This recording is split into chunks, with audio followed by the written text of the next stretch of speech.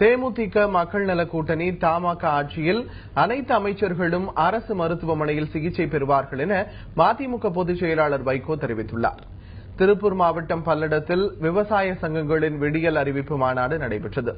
இதில் கலந்து கொண்ட 94 விவசாய சங்கங்கள் மக்கள் நல கூட்டணிக்கு ஆதரவு தெரிவித்தன.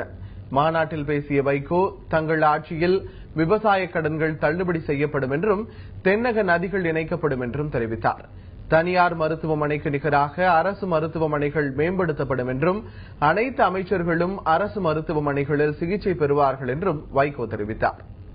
எல்லா ஆஸ்பத்திரியும் நவீன ஆஸ்பத்திரியா, அங்கேயே டயாலிசிஸ் பண்றது, அங்கேயே எக்ஸ்ரே, அங்கே எல்லா வசதியும் இருந்தா ஏன் தனியார் ஆஸ்பத்திரிக்கு போய் வீட்டை வைக்கணும்? கோடீஸ்வரனுக்கு சரி, ஏழை வச்சு நடுத்தர குடும்பத்துக்கு நாங்க எங்க கவர்மெண்ட்ல அனைத்து தனியார் மருத்துவமனைகளுக்கு ஈக்குவலாக அரசு மருத்துவமனைகளை நாங்கள் மேம்படுத்துவோம். முதல் மந்திரிகள் சர்க்கார் ஆஸ்பத்திரிக்கு தான் போகணும்.